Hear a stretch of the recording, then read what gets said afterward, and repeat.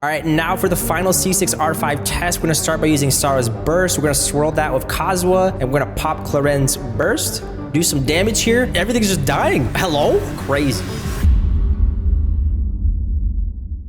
What's going on, everyone? Today we're gonna say heck the intro. We had to re-record this a million times because I suck at YouTube, so we're rolling with this one. All right, C0-C6 damage test against world boss with Clorinde. Stick around to the end of the video if you want to see a C6R5 in the abyss against the triple Kenkis. We're gonna speed run it to see how fast we can clear it. Make sure you like and subscribe. Your boys YouTube algorithm sucks, so if you want to see more of these videos for not only Genshin Impact but also Honkai Star Rail and maybe even Zenless Zone Zero, that would help a lot. And one last thing, I made a 60-second guide on how to build Clorinde. It's going to cover a brief explanation of her kit, build, and team options. So if you don't have the time to sit through a 10 to 20 minute Braxophone guide, which his guide is probably really good, watch mine instead. All right, I got you. Let's jump into the build that we're going to be bringing to the showcase and also the team. So this is going to be the build that we're going to bring to the showcase. It's going to have about 2k attack with 131 EM, but do keep in mind she does have a passive that increases her attack by an additional 20%, and it stacks up to 3 times every time a party member does electro reactions, so her attack will be higher during the showcase. Her crit ratio is going to be 54/250 with electro damage bonus, of course. The weapon that we're going to be doing for this showcase is going to be her signature, which is Absolution. This increases her crit damage by an additional 20% and also increases the bond of life damage by 16%, and it stacks up to 3 times. For the artifacts, unfortunately, we didn't have a full set of Harmonic Whimsy, but we do have Thundering Fury, and we're going to be doing attack for the sands, electro damage for the goblet, and crit damage for the circlet. Of course, we're going to start off with C0 with maxed out talents. So the team we're going to bring is going to be C6 Official with R1 Elegy, a full set of Gilded Dreams, C0 Nahida with 774 EM, Sacrificial Fragments at R5, and a full set of Deepwood Memories. And finally, we're going to bring Kazuha with 987 EM, Iron Sting for the weapon, a full set of Viridescent, and C2, which is going to increase our team's EM by 200. All right, so now let's talk about the rotation that we're going to do for the showcase. Essentially, we're going to start off with Official, use her skill, so that way Oz can stack Elegy throughout the rotation. Then we're going to switch over to Kazuha, swirl the Electro with his ultimate, and also increase our team's elemental mastery by 200. Switch over to Nahida, use skill then burst so we could do our aggravate damage. And finally, we're going to switch over to Clorinde, use her ultimate so that way she can increase her bond of life percentage. Double tap the skill to do the increased damage. Then we're going to spam basic attacks and use the skill once the bond of life is at least halfway to do that increased damage. And we're going to rinse and repeat that part of the rotation until the boss dies, which is going to go by really fast most likely. So let's see how the C0 test does. All right, so this is going to go by fast, but hopefully it makes more sense. We're going to skill with Official,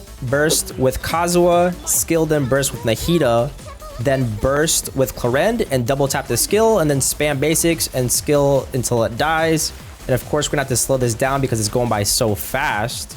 My hope is that we can do increased damage for each constellation, which we should. And also, not only that, but kill it faster. So we're going to go ahead and go frame by frame to see how much damage Clorinde was doing. Looks like we hit a 30k here. 4,800, 4,800. I don't know if that's the swirl from Kazuha, though. But this is 34,000, 34k here, which is peak so far. 14k, 13k, 39k, which I believe is going to be peak for C0. And then 33k to finish it off, which is a lot of damage. It's crazy how fast that went by, but that was the C0 test. So let's go ahead and move on to C1. All right, so I'm going to do my best to explain how these constellations work, since when you read it in game, it can get a little confusing sometimes. Essentially, your first constellation is going to make it so when you use your skill, normal attacks will have 2 coordinated attacks that deal 30% of her attack as electro damage every 1.2 seconds. So this will in turn increase our damage output and hopefully allow us to kill the boss faster. So let's go ahead and see how this does. All right, so for this constellation, I'm not really expecting to see bigger numbers, but I am expecting to see more numbers for the coordinated attacks that pop up with the basic attacks. So we should in turn kill it faster here. And we did, and we probably did get lucky with the crits too. I think we did. We got lucky with the crits. Let's go ahead and run it back to see. All right, so our first attacks here, we're gonna hit 30k. I see 2 30ks that just popped up. We got our 37k, 15, 16, 39, 13, 10, 39 again. And of course, you can see the extra coordinated attacks there, the smaller numbers that are popping up, which is really nice because, you know, more damage. What can I say? Okay, now for our second constellation, this is going to be the one that increases those numbers that we were talking about earlier. So we're gonna see bigger damage. Essentially what this does, it's going to increase our A1 passive, which originally increases our for normal attack and ultimate damage by 20% of Clorinde's attack with a max of 3 stacks every time a character in your team triggers an electro reaction. So in this case, Fischl. And now it's going to increase it to 30%. So it's going to go from 60% to 90% with all 3 stacks. And on top of that, we get increased interruption resistance. So let's go ahead and check it out and see what it does. Okay, now for the C2 showcase. Let's see what this does. We should see bigger numbers here. And it's going to go by so fast again that we're definitely going to have to slow it down. But I did see a 56k there at least once. Oh my god, that was so fast. I gotta go back. Definitely gotta go back. Okay, so we should be doing more damage with the ultimate and normal attacks. So the ultimate this time around, let's see, last time it was 30k. This time we hit 56, 33, 56, and 33 again. So 256, 233s. So the ultimate damage did increase by a lot. We hit a 40k there with our normal attack. 19k, 43, 14, 40, 16. Okay, so we're definitely doing more damage here. Wow, impressive. So you're gonna see bigger numbers at C2 for sure, and this is only where it begins. I'm sure we're going to see it go even higher after this. Not much to explain here. C3 is going to increase our skill level by 3, so in turn we should see more damage. Of course, all of our constellations, like they're all pretty good when it comes to damage. Just saying, like every single one is going to increase the damage output, and let's see what this one does. Okay, for our C3 showcase, I'm expecting to see increased damage for our enhanced basic attacks and our slash from the skill.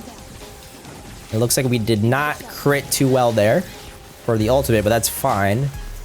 Okay, let's see how we did. Let's go ahead and run it back real quick. So if you remember correctly, on the last showcase for C2, our floor damage for our skill was about 14 to 16k for the slash.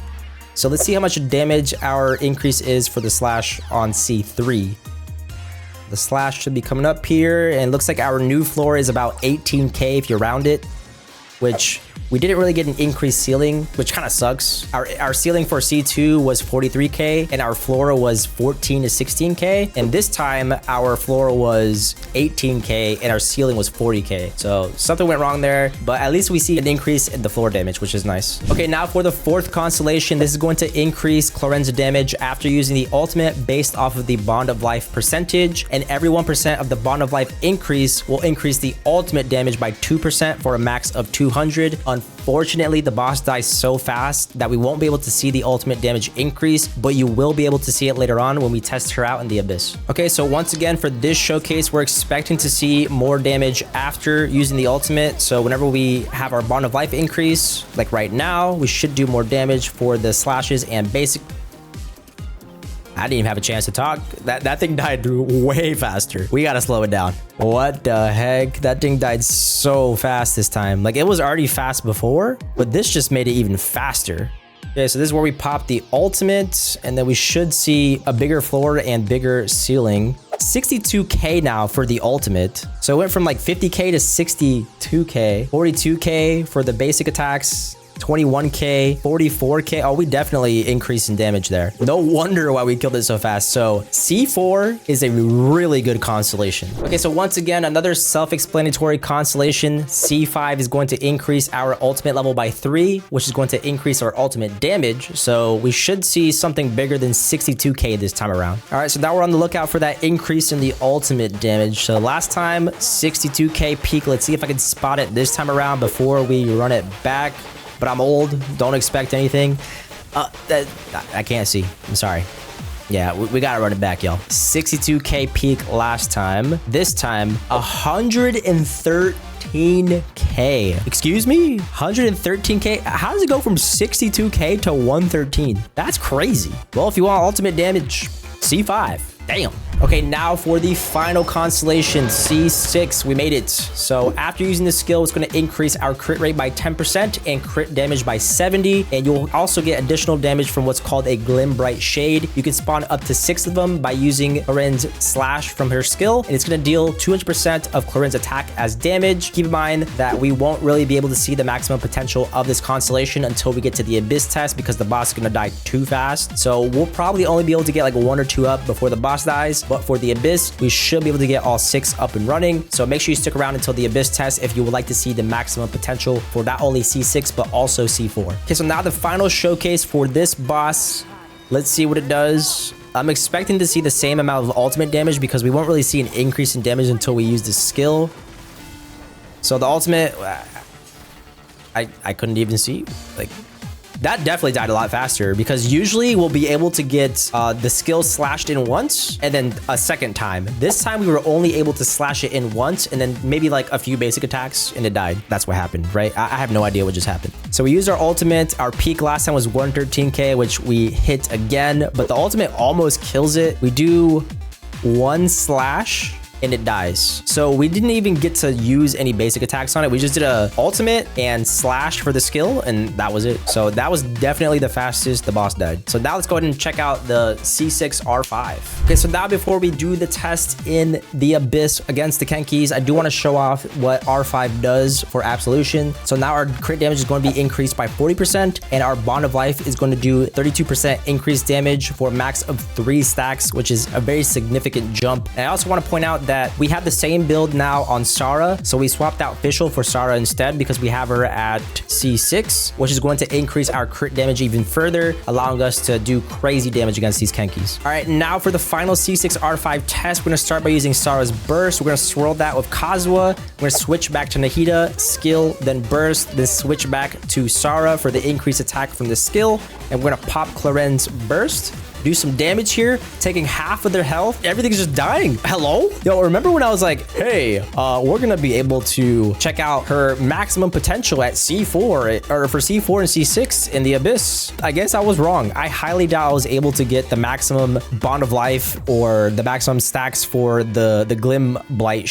Crazy. So what exactly did we do in the Abyss before we give our final thoughts? Keep in mind that we also have Sarah here at C6, so this is going to make a huge difference. Our burst is going to climb up to 142k at its peak, and then our skill is going to slash for, I don't even know, all I see is 59k, 41k, 22k, 99k, 35, 68. Wow, C6R5, the damage is crazy, you guys. Keep in mind that we did have a card for the Abyss that increased our attack by 40%, but decreased our defense by 15%. So we also have to consider the Abyss buff, but still insane. All right, so final thoughts, and this is first take. Let's go to celebrate. That was insane damage from Clorinde C6R5, and even leading up to that, she did some pretty good damage, right?